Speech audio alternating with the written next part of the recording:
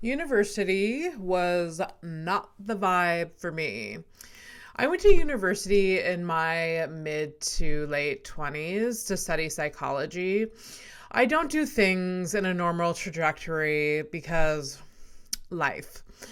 I was so determined that I was going to be the next Esther Perez. I was going to be a therapist, help people through their problems, and get paid well doing so.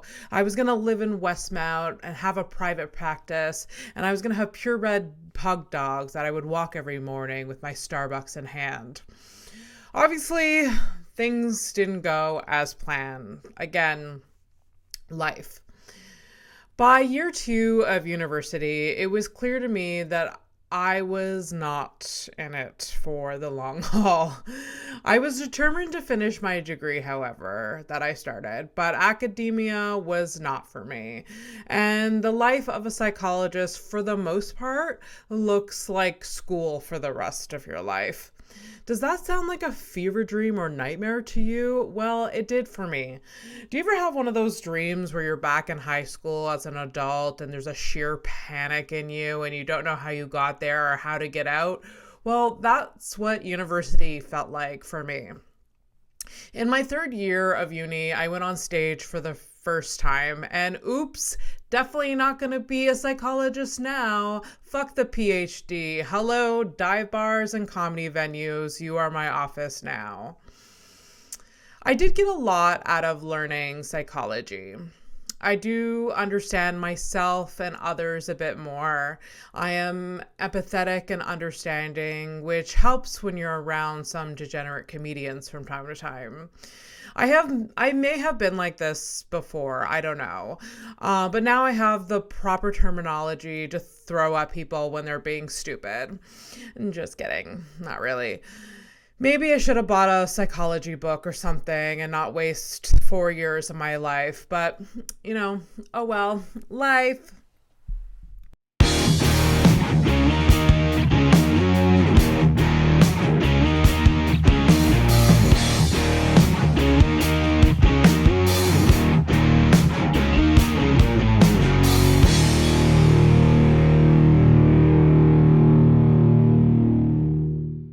Welcome to House of Stone, the podcast where everyone has a story and we get into the nitty-gritty of it all.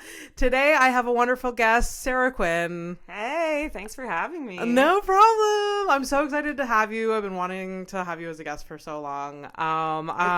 Sorry. Can I interrupt? Yes. I've been wanting to be a guest for so long, Really? but I don't know how to ask for things. So it was like highlight of my week when I got the message from Abby and from you. Yeah. So I don't know how to ask for things either. I don't including guests on this podcast. I'm like, do you think they want to? Is it weird? Please, everybody ask me to do things. I'm just craving acceptance and I don't know how to ask for it. I know.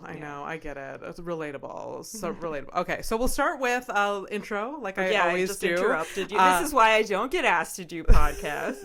You've been on lots of podcasts. No, I know. I also have more of a structure than other podcasts, so it kind of maybe throws people. I don't know. I'm a very organized person. I need structure. I'm very disorganized, but I need people to create structure for me. So this is good. I'm very type A. We can talk about that later. All right. So Sara Quinn is a comedian, writer, and doctor of social psychology. Performing stand-up across North America, she was named a young gun of comedy by the Comedy Nest here in Montreal and was selected to be part of the world-famous Comedy Store in Los Angeles elite development system. She has been featured and as a performer for Off-JFL's Zoofest, Laval Laughs Festival, Montreal Sketchfest, Montreal Fringe Fest, and a bunch of different things, including Comiccon. I can go on forever. Sara was the person that hosted my first open mic I ever did, and it's been wonderful getting to know her ever since. I admire her profound joke writing style and skill. Please welcome Sara to House of Stone. Oh, thank you. That was so nice. Aw. I'm like embarrassed by my like bio, but then you made it nice and not. Why You made me sound better than I am. I'm like I almost like there are myself so many now. good things there. Aw. There's Thank so many you. good things. No, I that's why I always ask for someone's bio, because I want to make sure people get to know the guest and all their, accomplishments. And I mean, the Montreal, the Comedy Store is such a big one. That was a fun one. That Yeah. That one I'm proud of. But Yeah, you should be. I mean, no one in Montreal has at all got close to that, right? I mean, I feel like a lot of them could, like, it's opportunity. It's being there. It's being seen by the right people, and there are enough comics in the city that are just as good as like anybody at the store. But it's just having opportunity. For the listeners that don't know about the Comedy Store, it's a famous comedy store in LA, and they have a system where like if you become one of their regulars, then you like kind of move up. There's like this development. I wasn't a paid regular. My name is not on the wall. It's the development system. So it's like, opening weekends at the Nest. Yeah. So it's like they're trying to like hone talent. It's like this is the next generation. Yeah. The idea is then eventually you become a paid regular there. Yeah. But then sometimes you have to go back to Canada because there's a global pandemic. Yeah. So it's unfortunate. Sometimes that happens. Sometimes that happens. And then you realize I don't have health insurance. I'm not rich. I don't think, maybe I'm afraid to live in the US, but it's a little bit scary. Yeah, it's a little bit scary. Whether you have insurance or not, whether it's a pandemic or not, it's a bit intimidating, I find, to make that move. But you did, and we'll get into that later. I want to talk about all of that, all comedy stuff. But the theme today is psychology, because Sarah and I have something in common. We both study psychology. She's a doctor. I gave up. I did study psychology for many, many years. I don't have a doctorate in psychology. But I'm poor. Like, I feel like maybe I should have quit a little sooner. Did it help me? I mean, yes, you can say that you have a doctorate. So you just be pretentious, but have like nothing to show for it. I mean, that's enough. Okay. I don't know. It's worth it. Okay. I have like a bachelor's in psychology. Why would I listen to somebody with just a bachelor? I know. Like Smartest people I know don't even have a high school diploma. Like, It's almost embarrassing that I said I study psychology because I just have a bachelor's. Like it's not embarrassing. It's embarrassing to think that things like that matter. Do not feel embarrassed. So psychology, you studied it for many years. How many years did you study it for? Oh God. Like how many years did I do my PhD or how many I don't so did you well, I moved to Montreal in 2010 for like a joint master's PhD program. Okay. And I took as long as possible because I'm a little ADHD and didn't know, undiagnosed until after, and that was after you got your degree. Yeah. So that was. So like, I mean, that's why you should be very proud. That's why it wasn't difficult to write it, but it was really difficult to like do the paperwork to submit it. It was like the difficult things came easy, and the easy things were incredibly difficult. You just flew through your. So that was had an incredibly messy apartment for many. Just my life was. Did you study psychology as like your undergrad? Okay. I majored in psychology at U of T in Toronto, and then came to McGill for a joint master's PhD. And so I mean, I feel like I was probably like it was there were gaps in between. Like I took like a year off, but like probably like 15 years. 15 years. No, less than 15. I think I'm counting also now. Because I do like I tutor psych. I'm still very truly, if anybody from McGill is watching this, truly am trying to publish my thesis, but I've been living out of a suitcase. I've been quasi-homeless. I had all of my data on a drive, like I lost all of my computer and my parents, like it's been a... Yes. It's life is almost Are finally... they waiting for something? I don't know how. We're trying... I've been like... I had some time earlier this year. It's just been and I found a place to live, and I've got some of my stuff back, and it's coming together, and I know, and it's my life is Yes. My life has been chaotic for a long time. It's been interesting. Maybe not chaotic. It's been eventful and interesting and spicy. Spicy? Yes. Wait, what have you heard? Not OnlyFans spicy, just like... You know, life what adding... drugs were I on? Well, now I don't remember. Like, just life adding some pepper into the mix. Okay. Or, like, you know, not too spicy, just like, you know... Just the right. This is interesting. What is that? Like a Taco Bell, like, fire sauce. Where you're like, it's the spiciest of Taco Bell, but it's not really... It's not... It's tomato sauce. That's, like, my, like, live, laugh, love pillow. Is, like, the, like, inspirational quotes on the Taco Bell hot sauce package. I haven't actually probably read one. I know that they're I there. collect them. I have, like, one of each... And I don't want to use it. Really? Can you like regurgitate like one of them? What do they say? A lot of them are like really, they're like sassy. I think there's one that just is like marry me, and there's like like I don't like you can't I don't know. I've got a picture. I have a picture. Do you want me to go into my phone and find? Sure. No. I need to know.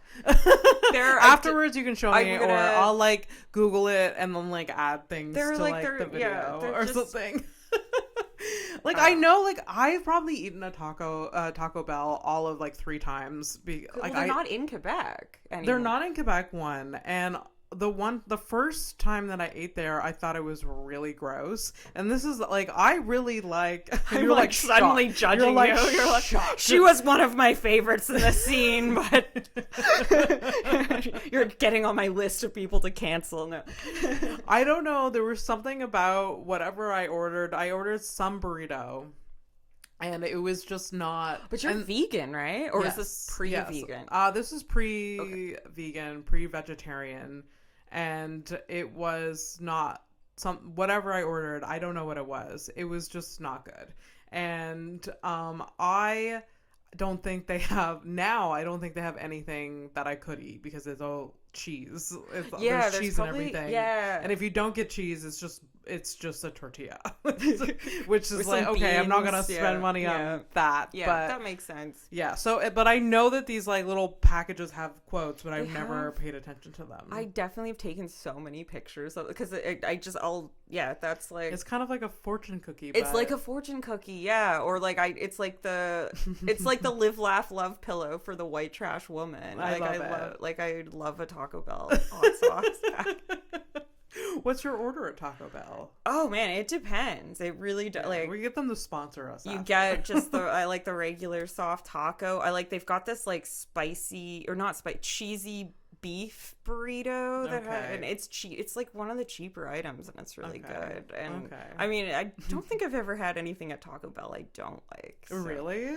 Have you like tried the whole menu? I have tried. I have a surprisingly I'm a weak looking woman, but I have a very strong stomach and like I can hot sauce. That's so good. I don't. Yeah, I'm the opposite. I look like I'm strong, but I'm weak as fuck. Like I can just like one little shred of cheese will take me down for days.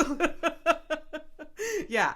So the vegan thing is not that difficult for you. No, it wasn't. It almost wasn't a choice. It was I haven't eaten dairy in like 10 plus years because it was just not a choice. Yeah, my mom is like that. Yeah. I used to love cheese. Like when I first moved from like the small town where I grew up in, I think because I was living I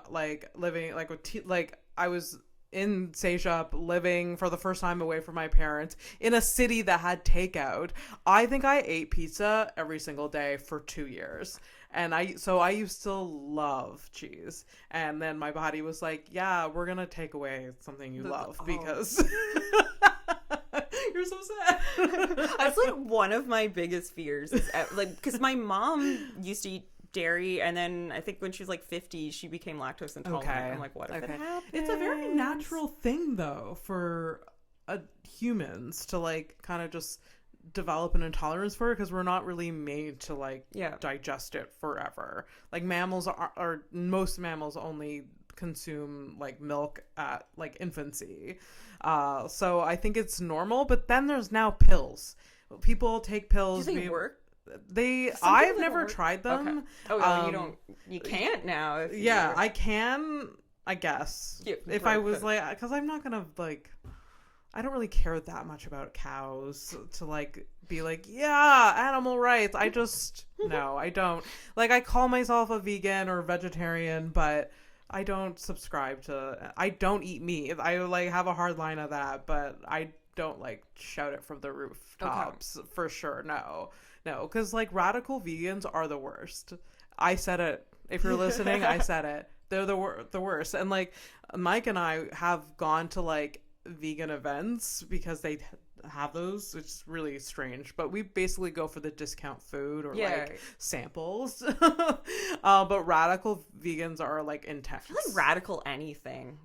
Absolutely. You gotta be yes a little open to other sides of things. Yeah. And like Mike has this really funny story about performing at like a like an animal rights protest where like they had all this like imagery on this like projected on this like TV about like, you know, just like awful animal stuff that was just like you can use your imagination.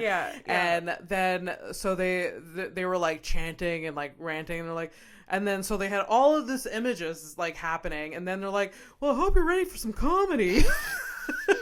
And then they pulled Mike Mayo up on stage and then he has to like recover and then they never take the imagery down. He's just saying jokes. He's trying. Oh, they like, got the face. yeah, and that's the most horrendous thing. But they didn't even. I don't know why. I mean, he got paid to do it, so I guess that's why he said yes. But like, terrible. Anyways, back to psychology. Why did you choose to study psychology? I mean, I think I found it interesting. I was always equally drawn to kind of the like arts and sciences where I liked math, but I liked English, creative writing, and psychology seemed like maybe a compromise where you can be kind of creative coming up with research ideas and how to operationalize those ideas. But then you're also it's a lot of statistics as well. And my mom had studied like my mom had like she went to university when she was a bit older and then got pregnant with me and never finished, so and it was kind of, and like, and you know, she was like, either I could go or I could save this money so my daughter could go. So then it was kind of like, oh, I'll get the degree and I'll be the first person in my family to get a degree. And nice. And I liked it, and I had like good professors at U of T, and I liked their research, and I studied, and if you've ever seen my comedy, you'll probably know that I'm like drawn to kind of like dark, depressing things. Not because I like them, but I think it makes me feel better about those things. So like I was really interested. I studied like rejection and attachment, the need to belong. Like what like happened. One of my questions was like, what was your specialization? 'Cause I knew it before, like, but rejection's such an interesting. Yeah, I feel like I have bullied kid energy still. Like you awkward redhead. I was. You are a bully energy? No, like I was bullied as a kid energy, and sometimes as an adult. Why not? That's fine. I get it.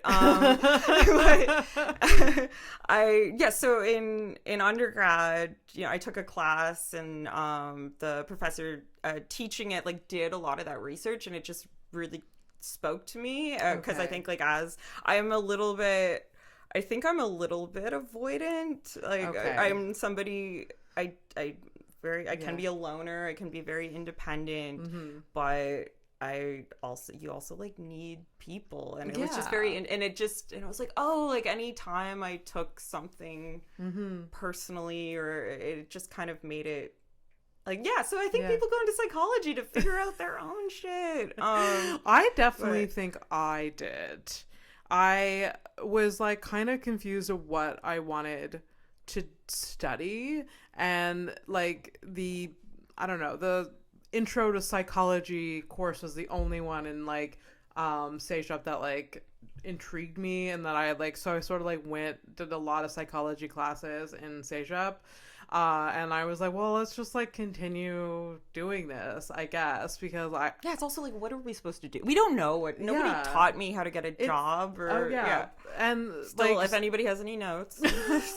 I don't know like I don't know how, like, and then I did stage up, then I took a break, and then I went back and studied psychology at Concordia, but even then, like in my, like I thought I was making a good decision. I'm like, I'm an adult, I know what I'm doing, I'm choosing a degree, and now it was like, to me, I'm like, okay, I didn't know what I was doing. Like I didn't really make fully the right choice of like what I should have studied. I don't know.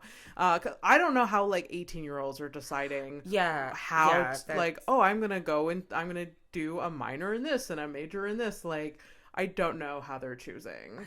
And yeah, I didn't do any clinical psychology. Yeah. There wasn't a clinical program at U of T, and it's super competitive to get into clinical, and I had no background in it, so it wasn't something I even thought about. It was like, oh, that's the thing that does lead to a job. Yes. Yeah. but research. But then also, I'm like, I think.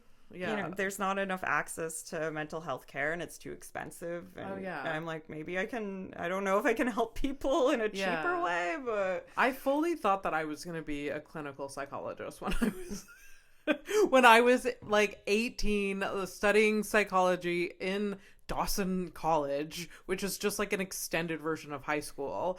And so I was like, I'm going to be a clinical psychologist, and not knowing that, no, you're not. Absolutely, no, you're not. So yeah, it is very competitive. Even the research side of psychology is very competitive, I find. Like, how is your experience like in academia and in the research? I like doing research. I think I came into it, so I knew nothing about, like, my mom went to university for a couple years, like a little bit before I was born, but other than that, I didn't know any adults like growing up that were academics or went to university. That just like wasn't the world I came from. So I always thought that doing like grad school was for rich people and you just had to have so much. I didn't realize it was funded. Like, I didn't decide to even go into graduate school until my final year of undergrad, when I was like, wait, we get paid to do this? I'm like, whoa, I get paid to go to school. That's so cool. But I didn't know that either. When I was like, I knew nothing about it. And I feel like that was like my first couple years of graduate school was really just learning what graduate school was. And I didn't go in with a ton of research experience because I was just trying to, like, I was also like minoring in like English like I was just trying to take, I was always just, I'm such a nerd. I like pretty much everything in school, nothing practical. I'm book smart, everything else redacted. I won't say the word. So I went into graduate school with not a ton of research experience, and I love the research process, but I feel like that for me, graduate school, the first couple of years was really just learning. And there's a lot, you have to be very self-motivated and self-structured. I was motivated but not structured, and it's, you know, a lot of, and when you don't know what you're doing, and then the whole like ADHD thing on top of it, and so I was a big ball of chaos, but I enjoyed what I studied, and I feel like being back here. So we talked a little bit about the Comedy Store. I left and thought I was going to have a very different life, and then ended up back here and living in my old neighborhood again, doing some kind of like psychology stuff, kind of have my old life back, but I don't really have my research back. And so I feel like I definitely, like, sometimes I sit and I look at some of the choices I've made. I'm like, oh, I'm just like trying. I just want a project. Like, I mean, it's really fun to have a project. Like, it gives you structure. Like, I mean, this podcast is a project all in itself, and so it like just gives you something. It's good to have like a goal and has like a start, middle, and end. But I feel like when you're drawn to like darkness and rejection, like sometimes I feel like people will like, maybe I'll be talking to somebody and they'll confide in me and they'll say something like, oh, you know, a way they were hurt, and I'm like, oh, tell me more. And it's like, and I'm like, no, I'm not happy about. Like, tell I feel like I've seen myself, and I'm like, no. It's very sad to me, and that's why I make jokes about dark things, because sometimes I'll laugh or smile when I hear something that upsets me. It's just a natural response. Or two, I'm actually like, oh my god, can I, like, do you want to fill out a personality test? Can I collect some data?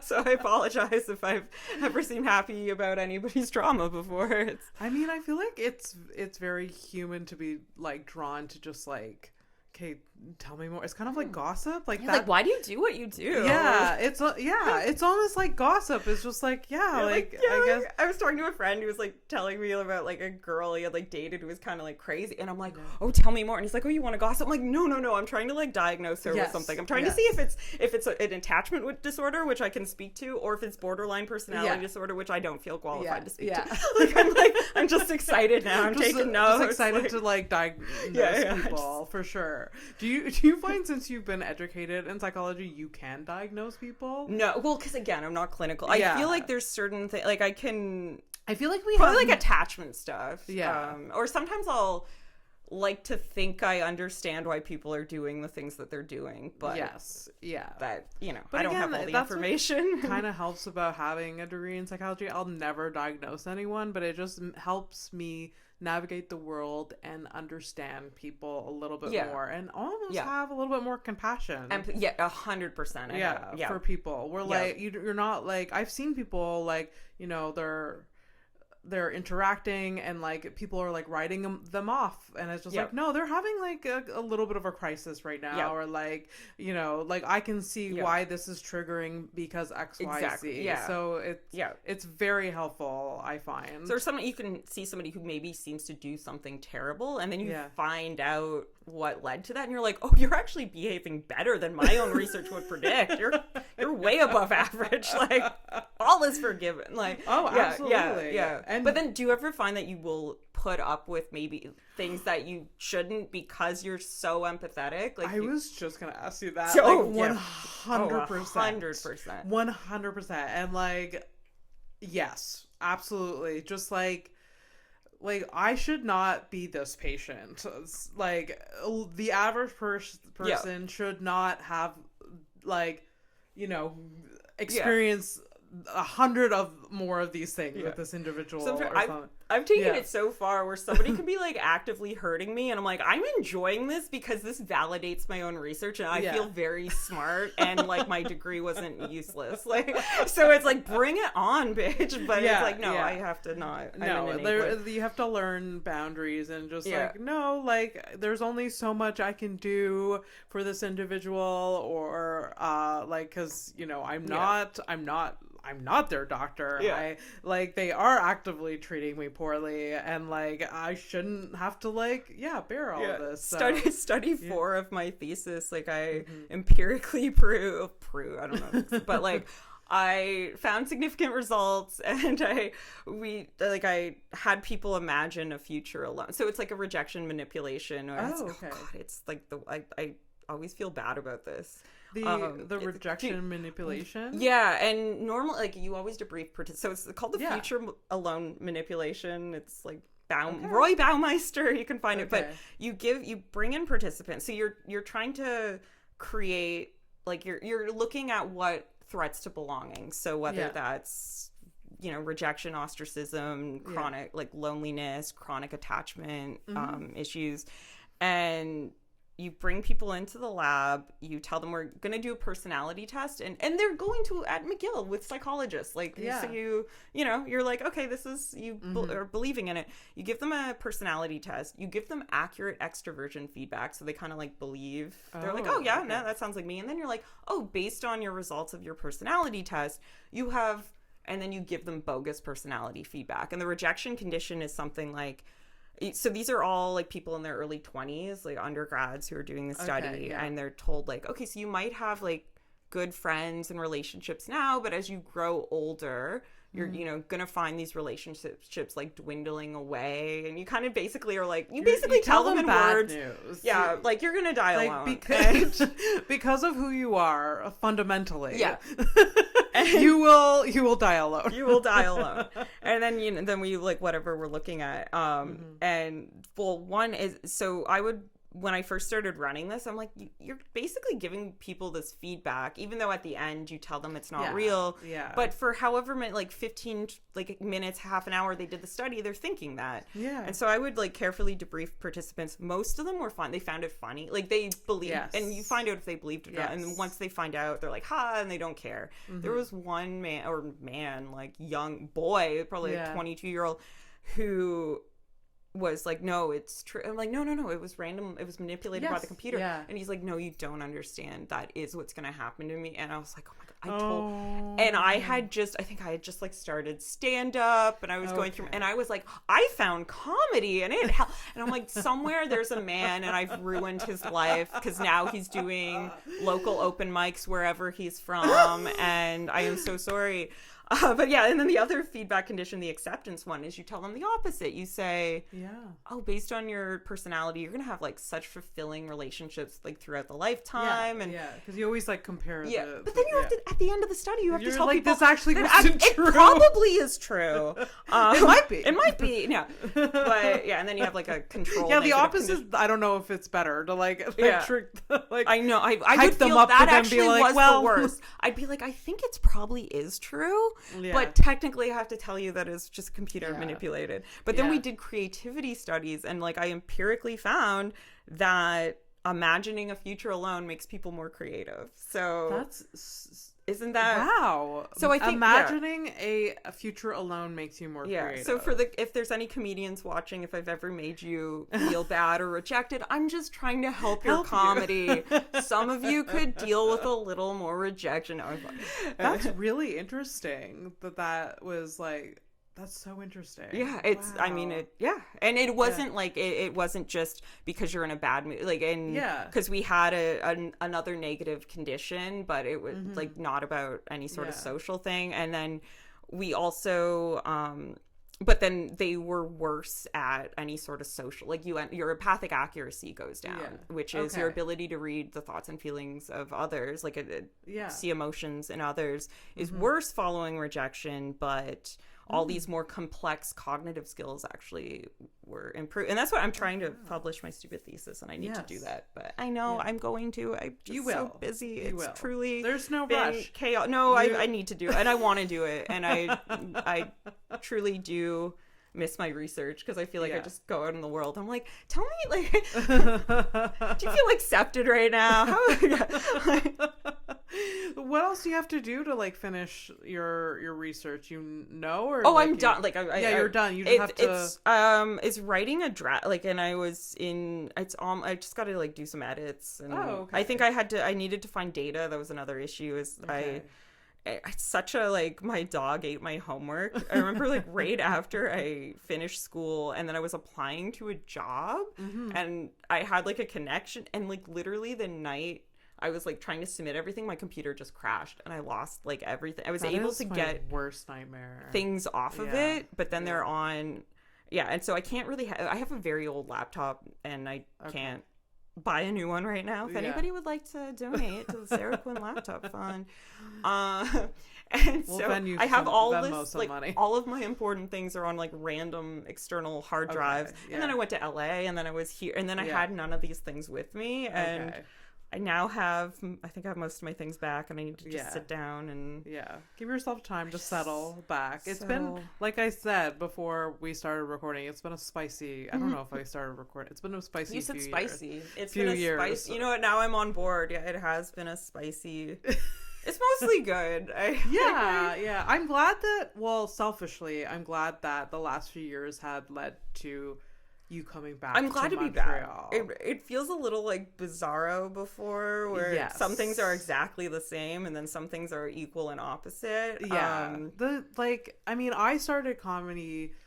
almost 7 years ago, and that was like, and things have changed so much in just those like 7 years. So like you were here, you left, then came back, and like I can't imagine like that. It's just so different. And then there's a pandemic in the middle, and it's like, everyone's I aged. Weird, I'm old now. I'm one of the. I think I still look a little younger than I am. We won't cover my age, but I mean, you definitely still are young. I'm young at heart. You look young. I'm not wearing pajamas today, but half the time I'm dressed like a child in pajamas, and I eat a lot of candy.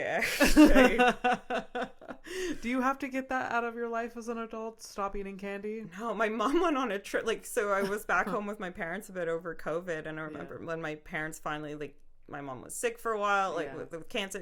We don't need to go into it, but they like eventually she was able to go and do things again, and my parents went just for like an overnight trip to Owen Sound, Ontario, to watch minor league hockey. Their thing, not my thing. I'm like, baseball? You want to talk baseball? We can do that. And minor league hockey, and they're going out of town. They go out of town. They follow the London Knights around. There's not a lot to do in Southern Ontario. But I mean, good for them. Good for like they have. Like, I think it's cool to have a hobby. Happy, I'm not judging. Exactly. Them. No, I'm just making fun of them. They're 100% gonna watch. But will they watch this? Oh, they were, because my mom. I told her, and she was like, "Oh, let me know when it comes out." So, hi, my parents. Hi, Mary and Vince. I won't ask you. My mom will fall asleep though, and it's not anything against you or me. It's she falls like if as soon as something is on TV, she will fall asleep. So she will watch it. You're gonna get this is gonna be your highest rated episode because it's gonna be my mom just trying to watch it every night, falling asleep, and then having to rewind, and like there'll be like 100 views in like one day, and it's that's just amazing. From my mom. I love it. I love the analytics on that. I don't care how you watch it. Just keep falling asleep and rewinding. But I encourage everybody listening to do that. Please do that. On that note, use them numbers. If I haven't put you to sleep yet, let's see what I can do.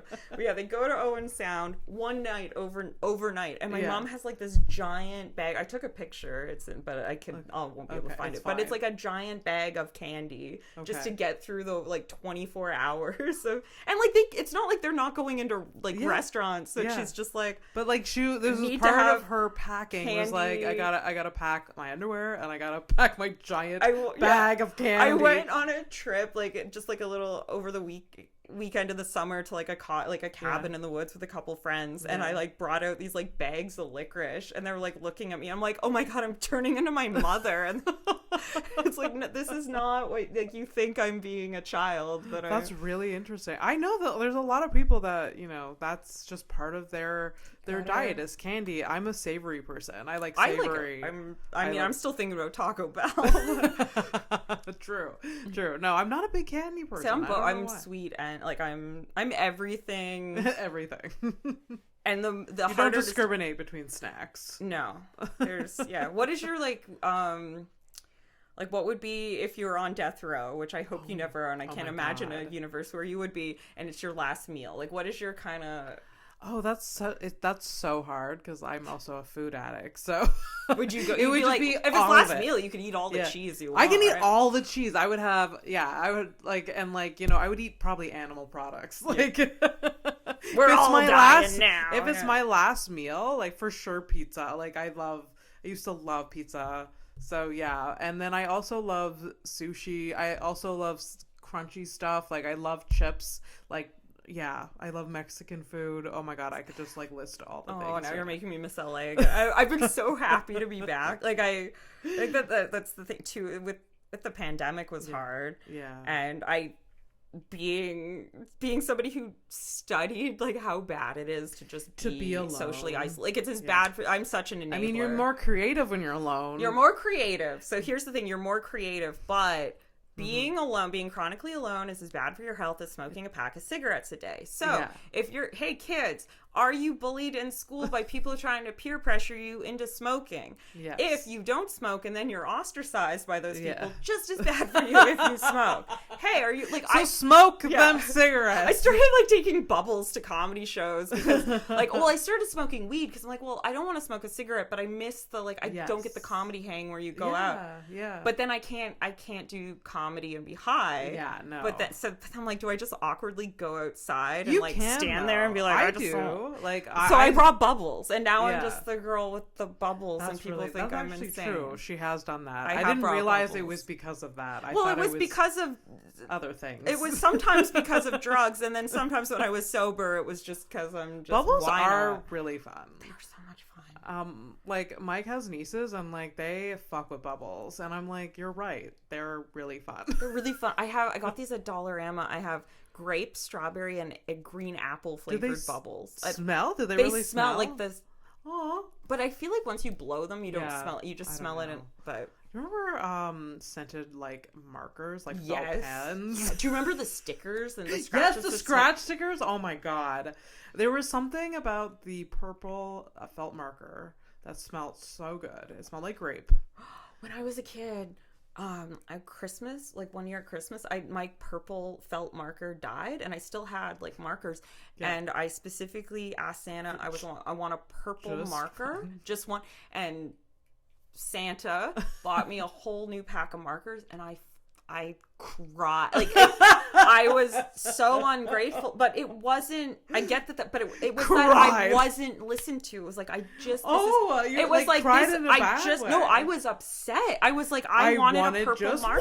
One. It was like, I didn't need this. Yeah. So one, it's a waste. I don't want a second orange. Two, no one's using orange. Yeah. Now that I'm older, feel free to buy me all the gifts, even things I don't ask for. Really, it's fine. Funny. I appreciate it. But as a 3-year-old, I was like, this is not, I didn't need this. Yeah. I only needed one. You just didn't know that you had to buy a pack. It would be so amazing though if Santa he exists.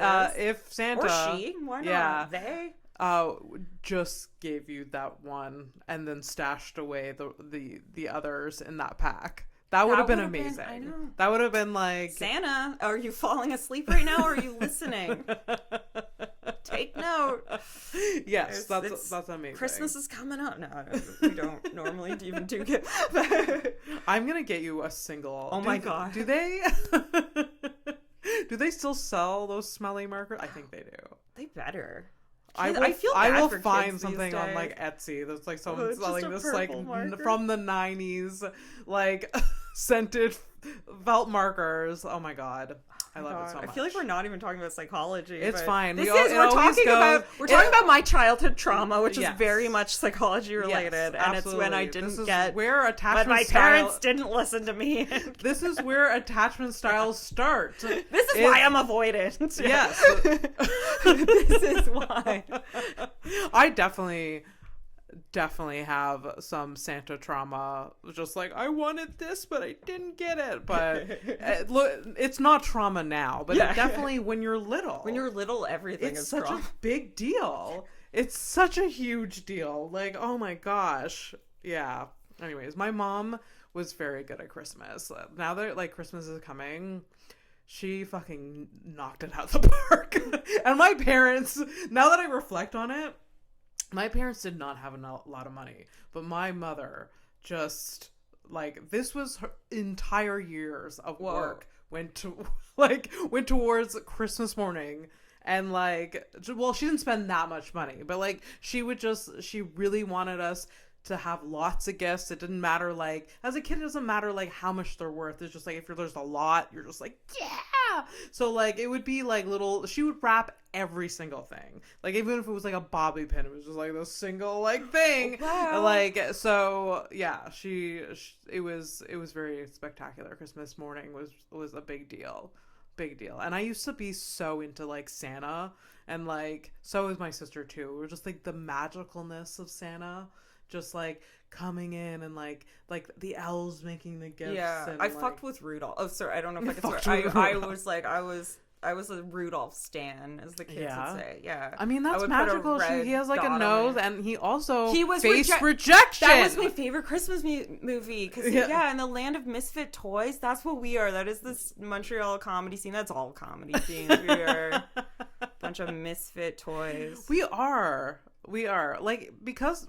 With your psychology degree, do you, like, as a collective, what is wrong with us?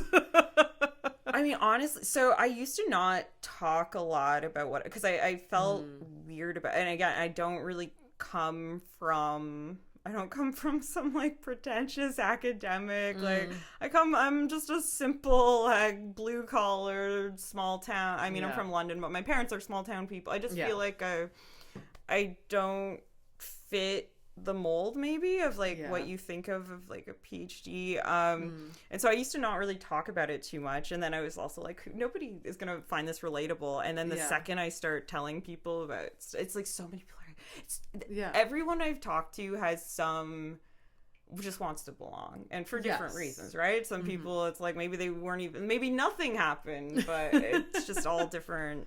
there degrees is of that. And definitely when you start, there's something in you that draws you to the stage that like you're just like, I want to be accepted, or I want validation, or like attention. Like there's something that's maybe not the most healthiest. Yeah, I like love comedy all of my life, and I think when I finally did, I was like, oh, this is where I feel like I belong. And then we don't need to get into it, but the scene back in the day was not as much fun for me, and that was. But now I'm like, oh, now I feel. Yes. Yeah, I'm sure there are people still out there that don't like me, and that's great. Have fun with that. But mostly I find the scene very, and it's not good for everyone. So I'm sorry if it's not good. But if you feel bullied or bad, like truly send me a message and we can talk, because I hate hearing stuff like that. It's my least favorite thing. But I do feel like generally, or at least for me, again, I can't speak for everybody, but it feels like a better community now. Or I definitely think it is. Like there's a lot more of us now. Like when I started 7 years ago, you and like Emma Wilkie and Kirsten were the only female comedians that I could like approach or talk to. We're like, now there's so many more. Yeah, and they're good. Like great. I find they're absolutely fantastic. And I feel like so many of them are funny, but nobody's competitive.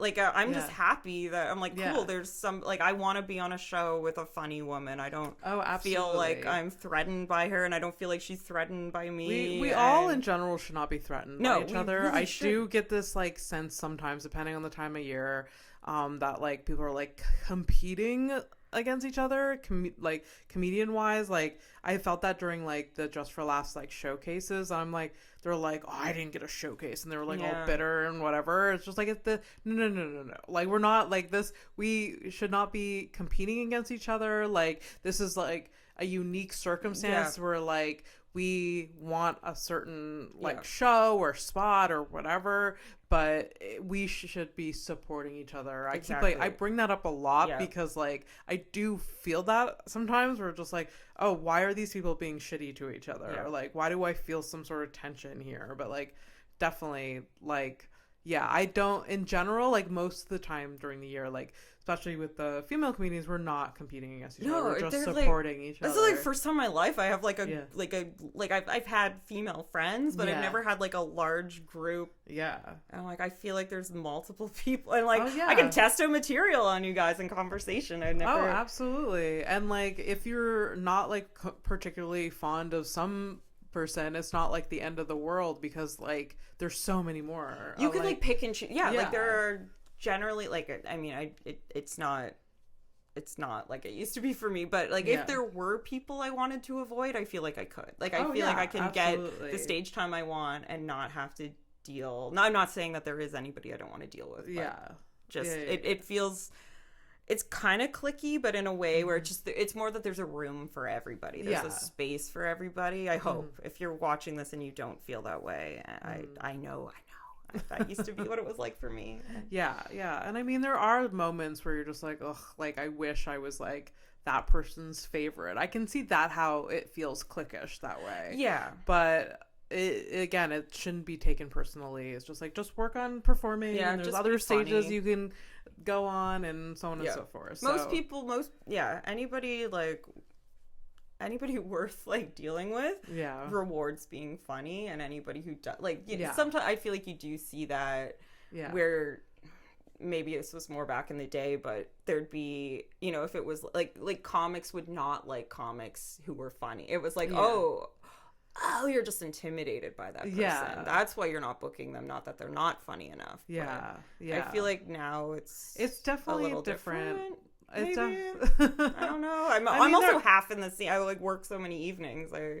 Maybe if I fully come back into it, I'll see that it hasn't changed at all. I mean, it's definitely different, and I just try to like if there are people that I don't love, like I just like keep them at arm's length, and like I just create healthy boundaries, which is hard.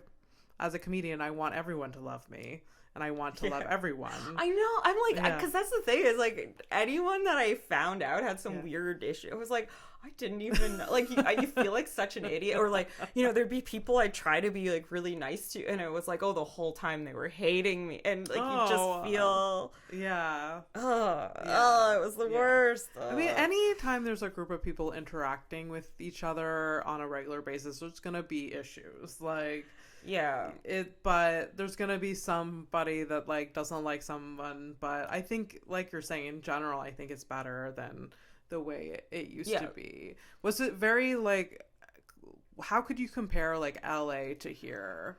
Well, LA was so big, and it's also just like big scene, but also just the city is spread out. And I wasn't there. Like I went down for a little bit.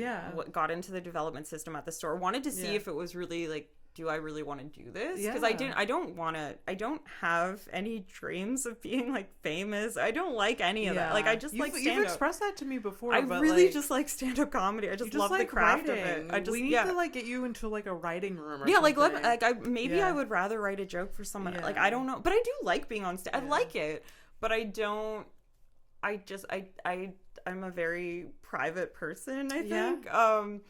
So LA was, in some way, I didn't fit into the scene there. I think LA is very much like, go be famous. The Comedy Store didn't feel like that. The Comedy Store really felt like a place, it was to develop.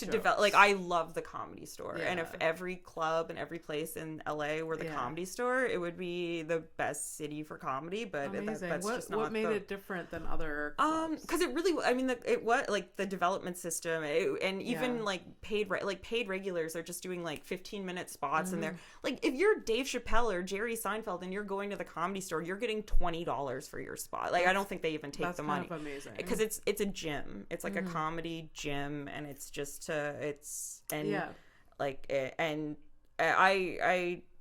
like talked to like I remember like telling Adam Egget about some of the stuff I went through, and I didn't name names. It's okay, don't worry. It's fine. He's a cool guy, but like he was part of the. He like helped me, and I remember him saying, he's like, that wouldn't be allowed to happen here. Like like comics support other comics. Like it really did feel like a supportive environment. Again, I was so new, like, so I don't know everything. And I think because I was very much welcome there. Like people were good to me. Like there is a lot of networking in LA, and you do sometimes I'm like, oh, people are really nice to me, but did they just want in at the store or?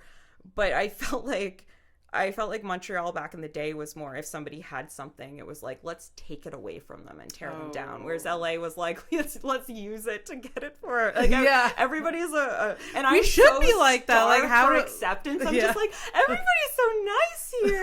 It's like, maybe who knows? I don't know. What I have no like social skills in that. Like I don't know how to manipulate a situation. I use my social psychology for good, not like I couldn't sell you a car right now. Like I can't. Maybe that's a good thing. That's very endearing about you. But it's like, it's something I should be like. I feel like I should have studied this too. I hate the word networking in general. Like it's just like natural friendships with people. Yeah, and like if that leads to something, so be it. But like unfortunately, we do have to do some of that being a comic, and it's just like, can't my like stand up just speak for itself? No, you have to like introduce yourself to people. Like they're not gonna go and see you at every show and like see like, so that it's a little bit annoying. I hate networking. So or people much. But then sometimes too, like now that I'm booking my own show, like there's and like there's going to be people I want on the show that don't get on this year. It ends in February. Here. She's not rejecting I'm not you. Like I truly I lose sleep over this. But sometimes it's like, it's like, oh, I wanted to book this person, but I haven't seen them, and then I saw somebody else I also wanted to book, so then it's like, oh, you see them, and so it is kind of showing your face, but it's not the networking. It's just like, oh, I forgot, and absolutely. So then I see I'm not out in the scene half the time anymore. As a producer myself, it's like most of the time, if it's not personal, it's just not. It's just like there's so many different circumstances that like led to like. I'm also, because I know of some, like I'm trying to be like, I know what it's like to be on a show and feel threatened by people and just feel sick. You're trying to like, and so I'm trying to like curate a lineup where like in some situations, like I know people don't get along, but I know both of those people and I think they're both good people and I'm happy to work with either of them. But I'm like, I can't put these two people on a show together because I'm very sensitive to like I don't want anyone to feel uncomfortable or very fair. But then it's just and then then I like we I should also not worry. Take nobody that cares. on. Nobody worries about There's me. Some things like that like I should exactly. I will maybe, but like but like some do, there's certain things that like you can't control everything. It's just like, oh, maybe I don't choose to take that on right now. Yeah, I don't need to get involved in like the drama between two middle-aged men. Like it's not, you know, like it does. I'm not even having anyone particular in mind, but like I'm just saying it. But I have. But that's when like the comedy gang wars. You know, like, my god, it's like the nerdiest gang. Like the nerdiest. It's like you're gonna be dead just in the same way actual gang wars are with the shoot, but you're just gonna have a heart attack before 40. Like it's not. Oh yeah. Just absolutely. Like go to the gym and let out the aggression that way. Eat a vegetable. 100%. Put your energy somewhere or come else. talk to me. I will give you a discounted rate as I'm not a clinical psychologist and we can work through your issues with whatever it is. Like it's rejection. Just buy Sarah a coffee and she'll listen. Yeah. A sandwich. Buy me a sandwich. Or a green tea. A green tea. I do love a coffee, but then sometimes it makes me anxious. It depends on how messed up you are. Can I drink coffee around you? Am I gonna get too anxious? Oh, absolutely. What led to you like making like the trip down to LA? So that's a big step, I find. Yeah, well, right? You just finished school, from what I remember. Yeah, a month after I defended my thesis, I was kind of That's the thing, is I didn't really know what I was going to do. I like research. I felt like doing a postdoc wasn't realistic in that I'm like, I don't know. I don't have the publications. I don't know if I'm going to get a postdoc or I'm not going to get one somewhere I want to live. Like you don't have a lot of choice about where you live. And then you might just go for a year or two and then have to go somewhere else. And a lot of times it's in a different country. And I know I now ended up just living in a different country for a year or two. But I was trying to avoid that because I don't have a lot of money. I'm like, I don't want to have to get rid of all my stuff. Because you can't bring it to a different country and then you might have to move again. And I was like, and postdocs often don't. I knew at McGill, like when I was at McGill, it's probably different now, but it was like you had $20,000 a year as your funding. And I able to, at least back in the day in Montreal, you could live on that. But I think postdocs it was $30,000, but they were taxed. I wasn't taxed. They had no like health care, like so it's not that much 20 grand more. Is like almost like poverty line. No, you're living in that's poverty. That's why it's not. But it's to not me, taxed. like exactly. But I felt like postdoc was barely anymore, and you weren't considered. You didn't get any student discounts. Like you weren't. You had to pay for healthcare. It's health basically insurance. the same after tax. Yeah, and I was like, I can't. Now I'm like, that's more money than what I make. I'm like, I would do anything just if I could make $20,000 a year. But I just felt like, and to move, I'm like, I can't. And I had friends who'd gone that route, and it just didn't. I was like, I like research, but I don't think I'm good enough. Like, I'm not going to be some like hotshot professor. I don't think I'm like. I work hard, but I'm not like sometimes it takes me a long time to do a simple thing, and I'm just like, I can't. I know it's not realistic, but I didn't really know what I was going to do. And literally a month after I defended my thesis, it was JFL. I met Adam Egget. He invited me and a few other comics. He was like, if you're ever in LA, I'll put you up at the Comedy Store. So I was like, that's so cool.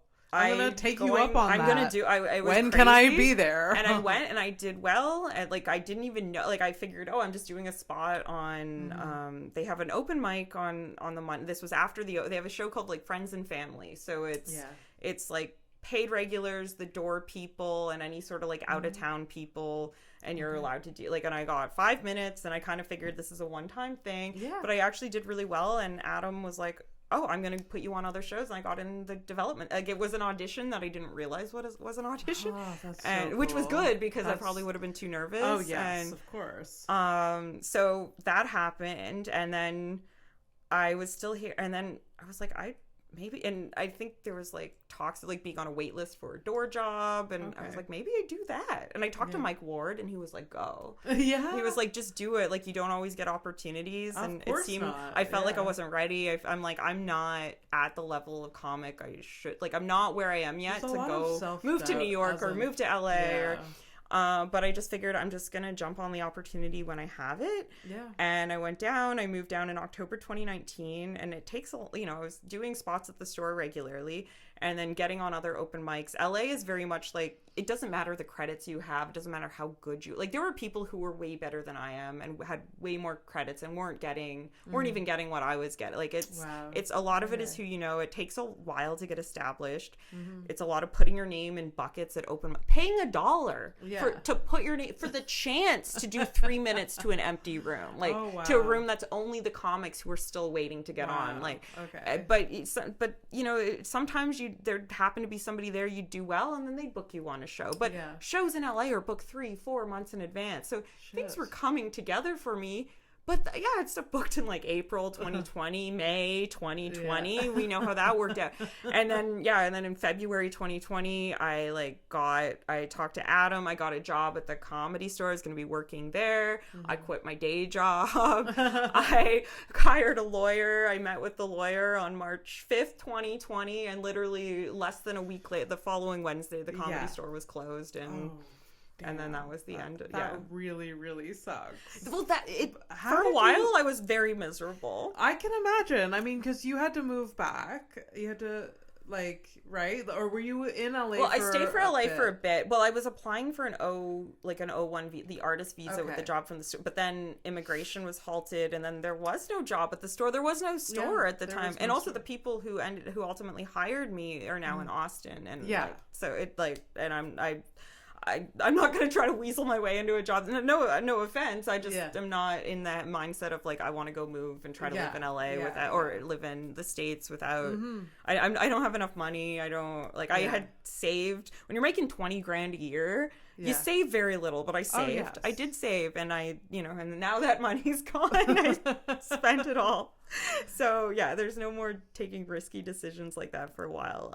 I mean, I'm glad that you did. I'm glad I did it. And the thing is that I was kind of like, I wasn't like thrilled when I came back, but then with COVID, my mom got really sick. I thought my mom was going to die. She didn't. And I think like you start realizing what you truly appreciate. And I had so much time alone. And I know a lot of people did during the pandemic, but I think I went like over a year without seeing like any friend in person. Like I only have like one friend that lives in London still. Like, and so like I just don't, I left. I kind of didn't really stay in touch with a lot of people, or a lot of people don't live there. And actually my friend who lives in London wasn't living in London for much of, like, she moved back. So like I went a long time without seeing anyone other than my parents. Then my mom got really sick, so I thought maybe I could come up to Montreal when things were opening up, but then my mom had to have surgery and it kept getting delayed, and we had to quarantine before. So it was just a long time of being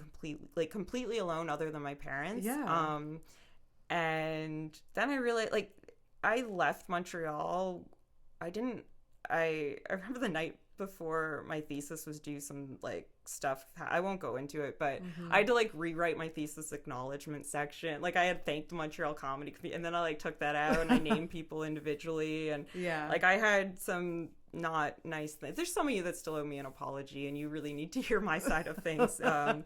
But it's not what you think. No, like I feel like people believe a narrative that is not true at all, and I can very much prove. But it was really rough for me, and I think I left Montreal just like hating and never wanting to come back. But then I realized that there were actually things I really liked about it. And I started missing those things. And then I came back, and a lot of the bad stuff is kind of over. And now I feel like they're, like it's not perfect. They're, people still have the capacity to hurt me or whatever. But things don't bug me as much as they used to, because I know what it's like to feel like you lost something, and it's like I have my own space again, and I get to live in a fun neighborhood, and I have friends who live nearby, and I have friends who live on the other side of town, but I can still come visit you, and I'm actually happier now, I think, than I have have. Like, I feel like myself, and I feel safe to be me. I mean, it's such a cliche thing to say, but like, things happen for a reason sometimes, and I don't think that's always the case. But you've lived life, and you're just you saw what you reflected in that year that you didn't talk to a single soul other than your mother eating candy, and or whatever. I'm gonna I got so depressed at one point. Trigger warning. I remember I had a day picked. So my mom had to have surgery, and it was and I figured it would be before September, but I was like, I didn't want to live it. Like, I was like, I cannot, I need to die. But I'm like, I can't kill myself before my mom's surgery, because that might upset her, and then maybe she won't survive the surgery. So I remember being like, September, and she ended up having surgery the following week, but we didn't know yet. And this was in July, and I was like, okay, I'm going to keep myself alive until September 9th. I'm going to kill myself on September 9th, because my birthday's March 3rd, 3/3. 9, it's my birthday squared. And I was like, that'll look fun on my tombstone. Literally every day I tell myself I'm going to die, so I picture, so I get to know my date. Like, I picture, I'm a weirdo, but, but then after I kind of decided that, this was like towards the end of July 2021, and I was like, this is the day, and I had it all planned in my head. Yeah. I started feeling better. I think having that was like, having that. Then suddenly I wasn't depressed anymore. And I think also the fact that, like, I picked a day that would be like look kind of mathematically nerdy on a tombstone means like there was still some of me. You were still there and like, well, there was something. But I've actually heard of people that who like were suicidal, and they sort of like had like a day or like a plan, like 2 years, whatever, and that's helped them get through. And then by the time by the time it happens, you're just like, no, you know what, like I'm okay. I don't know, there's something that's like, because you're not like, because when you're in the moment, when you're feeling that down, then who knows what can happen between then and there, and like, so you just kind of take the pressure off that moment. It's like, okay, after that's a later problem. It's a later problem, like, eases. So I mean, I'm so glad you got through that. That was like, thank you for sharing that. Oh god, what's the most traumatic thing I was like, I'm like, I've already just like I don't even know if that would be, but like, but I feel like now it's just it's sometimes things will happen, and I'll be like, oh, I need to be angry about this, because otherwise I'm like accepting things, like, or it's like, I'll save this energy for the stage and pretend I'm angry about a thing just because I understand logically this shouldn't. Or like, sometimes somebody will do something to you and you're like, I feel like if I weren't like broken inside, this would upset me. So, but it just doesn't. But then, or if you find out it happens to somebody else, then I'm like, okay, no, now we have an issue. If you're doing this to other people, but it is hard to get upset about things now, because everything just feels better than how bad it used to be. You've had like I said, a spicy few years. But it's also, then you hear people with like actual trauma, and you're like, but like, it's sometimes I was bullied. And then, I know there's always someone worse. I know. I get it, but like, it doesn't mean my hurt doesn't hurt, you know? Yeah, exactly. Absolutely. Well, it's been an hour. It went so fast. I had so many other questions, but I guess God. I guess we'll just have to have you on again. I would love to. That's all. I mean, but we always end the podcast with 2 questions, like, you know, and the 2 questions is, what is the hardest thing you've ever been through, and what are you most passionate about? Oh wow. Well, you may have answered one of them. I mean, I didn't go into so much detail. I mean, I feel like there was a series of, like, COVID was hard, my mom having cancer was hard, and your mom is better. I'm glad to hear that. Feeling ostracized by the Montreal comedy community back in the day was hard, but mostly I'm okay. I was like, I wonder if I'm gonna like tell like a whole story or just say something like silly. I feel like mostly what like now, like, like if you like do a totally legal drug and like I'm somebody that sometimes I can have a lot of fun when I do drugs, or sometimes you get obsessive. And so one of the like now, like if I'm in a bad mood, or like the thing you end up obsessing about when you're on a drug is not like the last thing I was so upset about is like silly. Like really like the last time it seems silly, or was it so like was it really like my bad? Point is like I was debating, I'm like, do I well, we already ended up kind of going into a little bit of detail about actual trauma, but I'm like, do I just like talk about like the last time I like was upset about a thing because I'm not even saying it was recent, it was just like where like this is how much I don't care about all the bad stuff that had happened.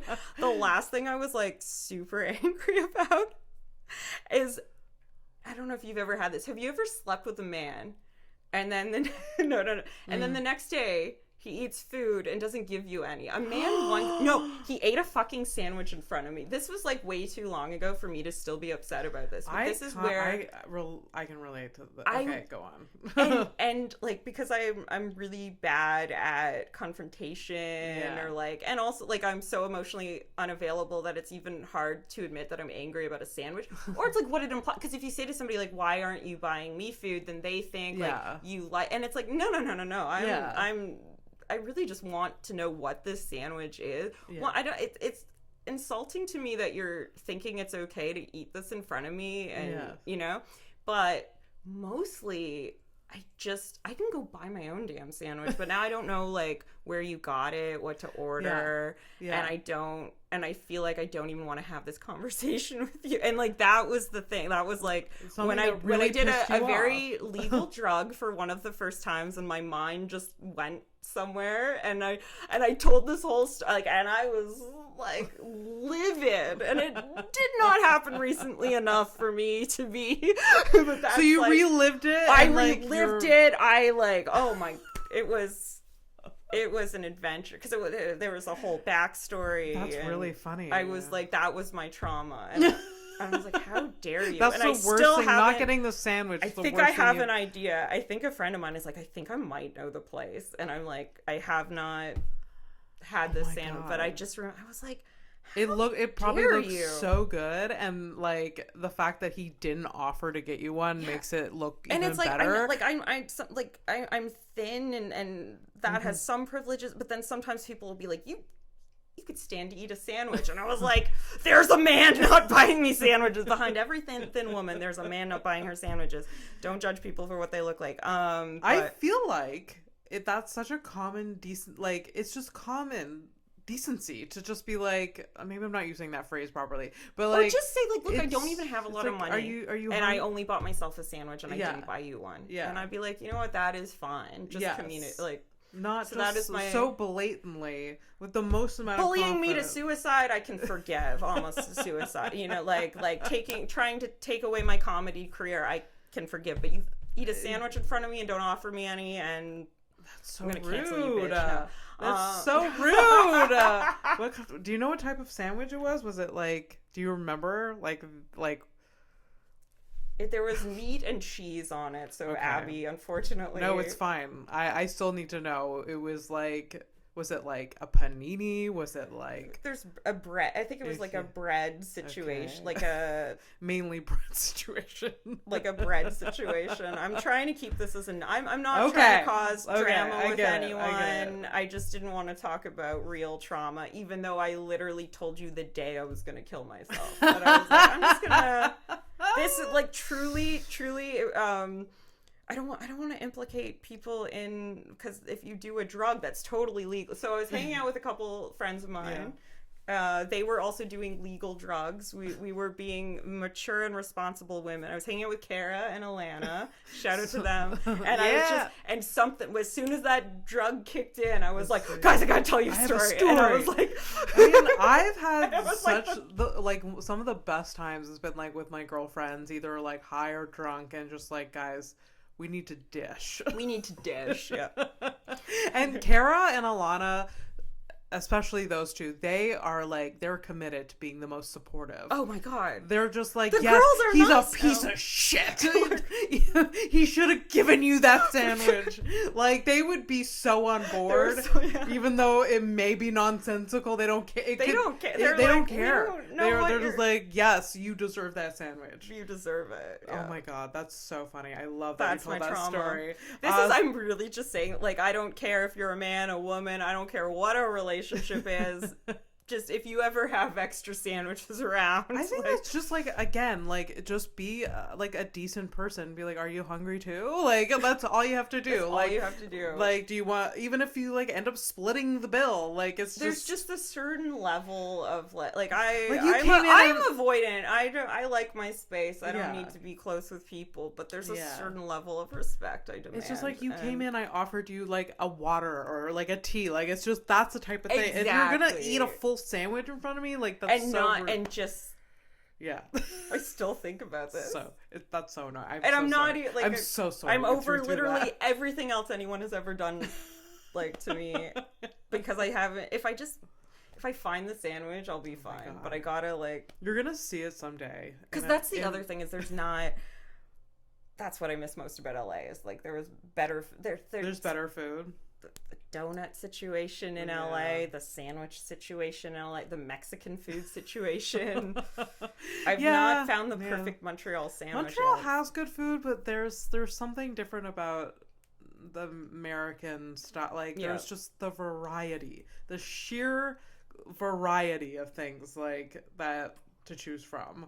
And just like, if you want like a taco, there's 70 different places. Yeah. And just like a truck, just like the hole in the wall, just you know, and it's cheap and it's the best thing you've ever had. And, you'll be back there one day. I'll be back there one day. So do you have something for what are you most passionate about? Sandwiches. Comedy. Yes. I mean, I don't want to. I feel like if you say something like being good to people, it means you're like evil, right? Oh my God, but like truly, like I do try to accept everybody. Like, you know, so I'm not always warm. Mm-hmm. I'm bad at eye contact. I always worry I make people feel rejected, but I try not to. I think I try to have empathy. I try to accept everybody, even when they don't buy me sandwiches. I will ultimately one day find it in my heart to forgive them. Accept people. Stand up. I like a crossword puzzle. I like a dog. I've been walking my friend's dog often, like during the afternoon, and it's like the highlight of my life. Like, I get to hang out with a dog without the responsibility of a dog. I like dogs. I like baseball. I like feeling like I'm constant. Like, I think my attachment style is like 90s television. That's like what I was. I like feeling like my life is like something I would have watched as a kid in the 90s. I love that. That's so cool. That's why I like you're stand-up. Curating that. Your That's passion why I like stand-up so much. Because like you know, there's certain days of the week at certain times you go to a certain place and you're going to see certain people, and then you don't have to see them the rest of the week, and then you can go. It's like a sitcom, and I love. You're passionate about making your life into a sitcom. I'm passionate one day about that. You may with your excellent writing skills. Oh, yeah. I don't know. I'm passionate. I don't know. I'm just like. Man, I don't know. Figuring things out. Comedy, dogs, baseball, crosswords, be good to people, sandwiches. I love it. I feel like I'm forgetting something. Oh, I love a walk. That's why I like dog. I love just like walk like in LA during the pandemic. I'd walk like there was one day I did like 30 miles and then oh my God, walked more than a marathon. Yeah, I'm insane. That's a lot. I'm insane. Yeah. Wow. Well, thank you so much for being here. You were such an amazing guest. Thanks for all of that. Everything. I am going to have a panic attack. I'm going to stop this recording and Sarah's going to apologize to me 70 times. But you have nothing to apologize for. This is an amazing episode. The only real people I were talking about were my parents. Everything else. Everything was fake. Good. Especially the sandwich guy was fake. Yeah, no, that never happened. Before we wrap up, where can people find you online? If you want them to. No, that's okay. I'm just so in Instagram, I'm not the greatest at social media, but please find me. Instagram at... Oh, and it's so... I got my... It's based on my Twitter, which I got before I went to graduate school. There used to be a show called Dr. Quinn, Medicine Woman. Yeah. I didn't think I'd ever be a doctor. So I made my Twitter Dr. Quinn. I barely use it, but DoctorQuinn. Yeah. And then I got my Instagram based on that. But then by that point, I'm already in graduate school. And now I look like one of those pretentious dicks who's like, you gotta call me doctor. Please don't. But Instagram, Dr. DOCTOR Quinn, QUINN. Mm-hmm. You can find me there. And she runs a show at the end of the month at Bishop and Bags called Bishop and Gags. It's a wonderful show that she's hosting now. Mondays, 9 p.m. Yes. Abby was just on. I would love to be like, Abby's on the next one. Abby might, it's quite possible she might be on shows in the future. I'm just not putting people's names on the poster twice. I'm not double booking anyone. But like, so new comedians every time. New comedians every time. If there happens to be drop-ins, I will try to accommodate. Yeah. All right. Awesome. Well, you can find me at AbbyPStone_MTL, houseofstonegod.com for all of the information there on this podcast, all the links to all the episodes. Like and subscribe. And thank you so much. Thank you. Thank you. Bye. Bye.